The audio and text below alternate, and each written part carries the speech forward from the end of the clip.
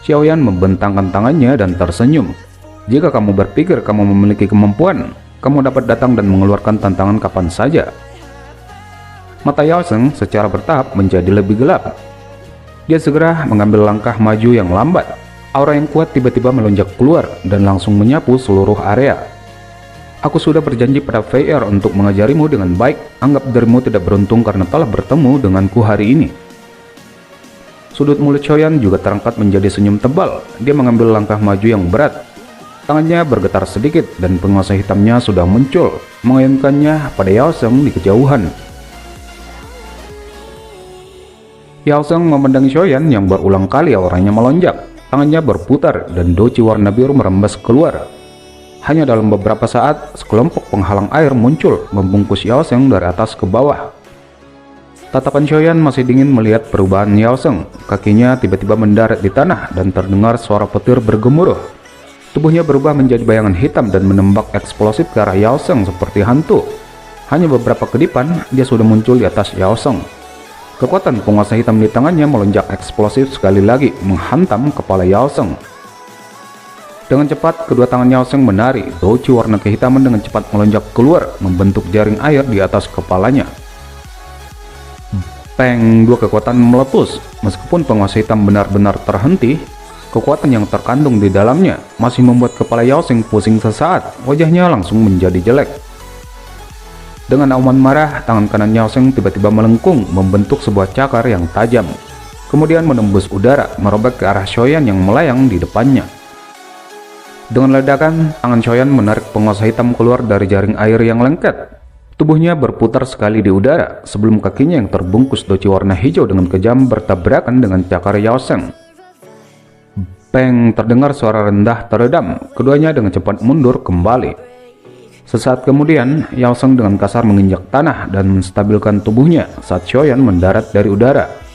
Dia melirik kaki Xiaoyan dan hanya tertawa dingin ketika dia melihat sepatu telah robek, membentuk lubang besar. Hei, Xiaoyan, tidak buruk. Lin Yan mengangkat ibu jarinya ke arah Xiaoyan. Bahkan dia tidak bisa menemukan banyak masalah dengan pertarungan sebelumnya. Ini hanya pemanasan, apa yang harus dibanggakan? Wajah Yao Sheng menjadi gelap, suaranya seputih dan sedingin seperti doucinya. Xiaoyan melirik acuh-acuh pada Yao Sheng. Dia tidak mengatakan omong kosong apapun. Dengan gelombang penguasa hitamnya, doucinya mulai menggumpal sekali lagi. Hei, kalian semua berhenti. Namun, sama seperti Xiaoyan dan Yao Sheng akan memulai pertempuran lagi, suara mendengus dingin tiba-tiba terdengar. Saudara Liu Qing. Yao Sheng segera bersukacita ketika dia melihat Liu Qing muncul. Liu Qing melambaikan tangannya dan menghentikan suara Yao Sheng. Dia melirik Xiaoyan dan Lin Yan saat dia berkata, "Aku sudah mengatakan bahwa kita harus memprioritaskan pelatihan sekarang. Dendam apapun dapat diselesaikan dalam kompetisi besar." Yao Sheng membuka mulutnya ketika dia menganggukkan kepalanya. Tatapan gelapnya beralih pada Xiaoyan. Anggap dirimu beruntung kali ini. Semoga kita tidak akan bertemu di kompetisi besar. Jika tidak, kamu mungkin tidak akan seberuntung hari ini. Xiaoyan memutar matanya. Dia terlalu malas untuk diganggu tentang kata-kata ganas seperti itu. Yang dia lakukan hanyalah melemparkan pandangannya ke arah Liu Qing. Orang ini adalah lawan terkuatnya. Xiaoyan, kamu benar-benar telah membuat aku merasa tertarik denganmu. Meskipun lawanku adalah Lin Xiuya, aku juga berharap bahwa kamu akan memiliki kemampuan untuk menekan pada waktu itu. Liu Qing berkata dengan acuh tak acuh, suaranya samar-samar membawa peringatan. Xiaoyan mengerutkan kening. Dia secara alami mampu memahami makna di balik kata-kata Liu Qing. Dia baru saja akan berbicara ketika suara lembut tiba-tiba terdengar. Xiaoyan adalah orang yang aku lindungi. Siapa yang berani menyentuhnya? Jian melirik Liu Qing sebelum mengambil langkah kecil ke arah Xiaoyan. Hei, siapa yang menindasmu? Bukankah aku sudah memberitahumu? Kamu harus menemukanku jika kamu menghadapi masalah. Katakan padaku, aku akan membantumu melampiaskan amarahmu. Saat Jian berbicara, mata yang besar dan gelap menyapu sekelilingnya. Itu hanyalah masalah kecil, aku akan menyelesaikannya sendiri. Xiaoyan tersenyum menggelengkan kepalanya di depan fokus semua orang.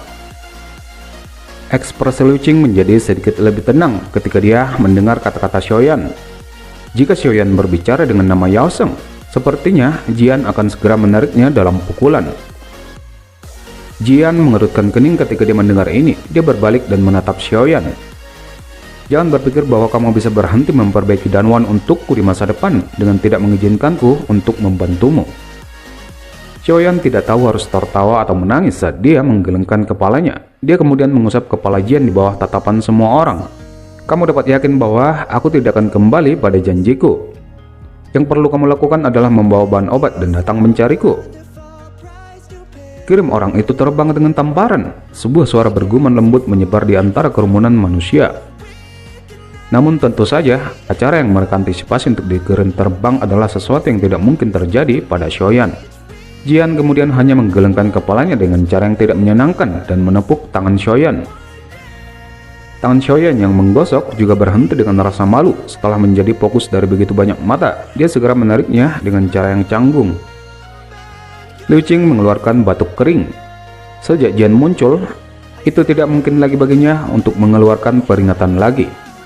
Baiklah, masalah hari ini akan berakhir di sini. Dendam apapun bisa diselesaikan dalam kompetisi besar. Ini adalah tempat yang paling tidak memihak. Liu Qing menepuk tangannya sebelum dia melambaikan tangannya. Setelah kepergian Liu Qing, Jian tiba-tiba berkata pada Xiaoyan, "Apakah kamu ingin berlatih di sini? Jika kamu ingin berlatih, kamu boleh meminjam ruanganku." Mendengar ini, Lin Yan yang awalnya bangga dengan ruang pelatihannya nomor 9 hanya tersenyum pahit. Jelas, ruang pelatihan Jian tentu yang terbaik di antara semua. Jian kemudian menjelaskan pada Xiaoyan jika ruang pelatihan ini membutuhkan 30 hari energi api untuk 1 hari berlatih. Kamu tidak perlu khawatir. Xiaoyan menggelengkan kepalanya tanpa daya. Setelah itu dia perlahan-lahan duduk dan bersila. Aku akan mulai berlatih. Kamu tidak boleh datang dan menggangguku selama masa pelatihan ini. Jika kamu ingin mencariku untuk memperbaiki Danwan, kamu dapat menungguku sampai bangun. Jika tidak, kamu dapat terus memakan bahan obat mentah di masa depan.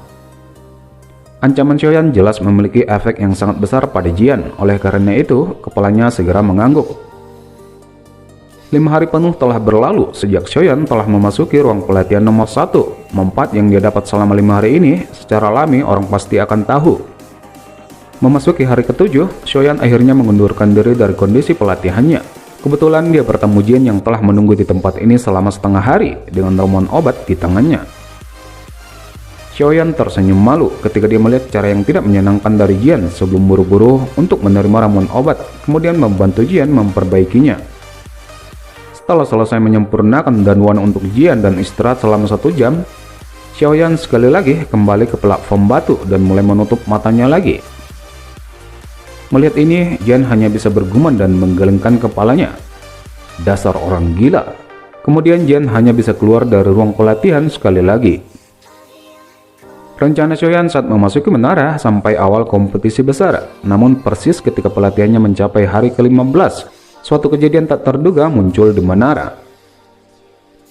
Peng, suara yang agak rendah dan teredam tiba-tiba terdengar di dalam ruang pelatihan. Mata Xiaoyan yang tertutup rapat tiba-tiba terbuka. Semua siswa di dalam menara tinggalkan menara dalam 10 menit ke depan. Suara tua tiba-tiba bergema di seluruh bagian dalam menara sementara Xiaoyan terkejut. Apa yang terjadi? Xiaoyan bergumam dengan terkejut di dalam hatinya. Energi di dalam menara telah menjadi jauh lebih liar dan penuh kekerasan. Aku pikir ini seharusnya karena Fallen Heart Flame. Suara Yao Lao membawa sedikit kejutan karena terdengar di dalam hati Xiaoyan. Namun dari situasi yang terlihat, belum sepenuhnya meletus. Ini seharusnya sedikit lebih menggeliat. Paling lama setengah tahun. Pada saat itu, kesempatan kita untuk merebut Fallen Heart Flame mungkin akan datang. Xiaoyan mengangguk sedikit, hatinya juga perlahan menjadi jauh lebih panas. Namun, ini bukan saatnya untuk memikirkan hal ini. Dia segera melompat turun dari platform batu dan dengan cepat bergegas keluar. Xiaoyan, apakah kamu baik-baik saja? Lin Yan yang berada di ruang pelatihan nomor 9 yang tidak jauh juga melompat keluar tidak lama setelah Xiaoyan keluar.